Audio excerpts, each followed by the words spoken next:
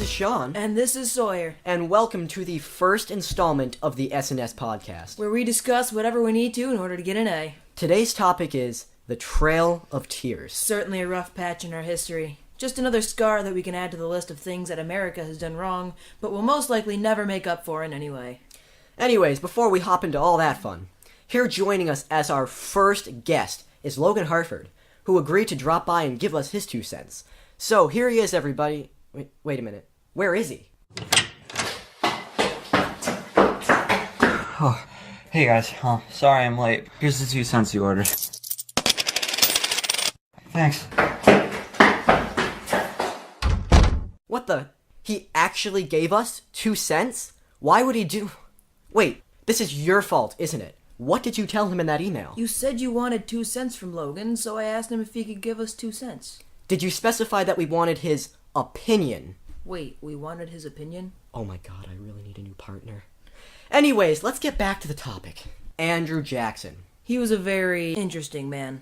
Yes, and he was also president when the Trail of Tears took place. Right. Now, he didn't think very highly of the Native Americans. In fact, he would commonly say that they were uncivilized and hard to control. Sometimes he would even refer to them as savages.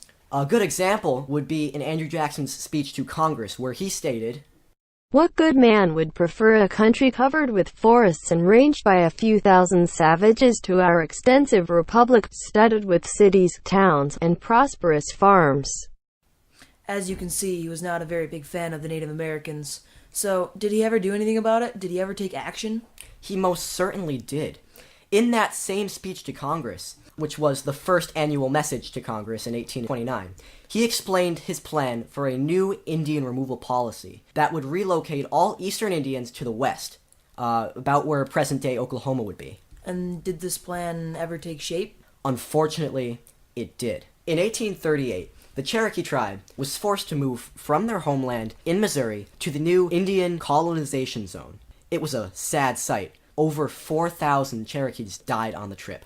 So it sounds like Andrew Jackson approved this whole operation. I mean, it was his idea in the first place. I would agree. It does seem like he wanted all of this to happen. And if we look at some of the events that led up to the Trail of Tears, and some of the risky moves that he made, you will see just how badly President Jackson wanted the Native Americans to move. So, the Cherokee tribe, who, by the way, were considered the most civilized tribe in that area, tried to fight the removal act in court?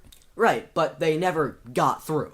They didn't. Even though they had a valid case, the Cherokee were unable to use it in a court of law, because it was decided that they were a domestic-dependent nation. So basically, they couldn't fight their case because they weren't white?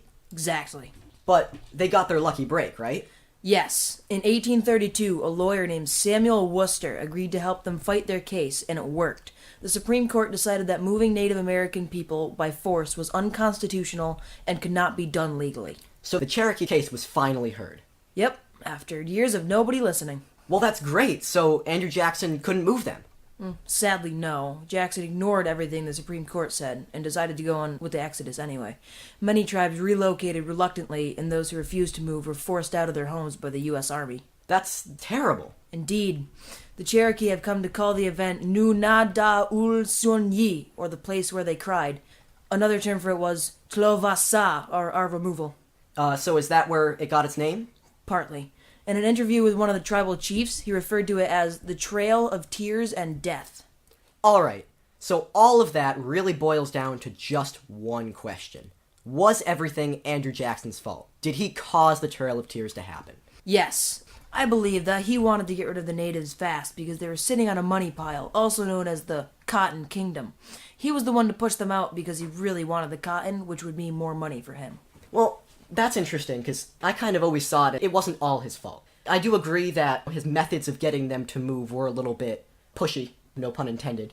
But I do feel like the Native Americans, they weren't quite as civilized. They had been living the same way for years, and it was kind of hard for them to adjust to our way of living. And I feel like he just had to do what was best for them, because all of us, the people in Georgia, in other states, were probably giving them a very hard time. And it's for their own good that we moved them to a place where they would be safe. It's true. I see your point. I could tell that Andrew Jackson, the way he moved them by force, was extremely unconstitutional. And yeah, the Supreme Court even said it was. The Supreme Court agreed I do see your point. You make a valid point as well. I could see Andrew Jackson was trying to get them out to another place where they could rebuild, start over, start something new, while at the same time getting something out of it himself. Yeah, for himself and for the country. But the way he got them there was just horrific. It was. Okay, well, that concludes our first ever SNS podcast. Well, I think that you and I have learned a lot today. And we also hope that those listening have learned something too. And we hope that Mr. Mr. Murphy will give us an A on this project. Please.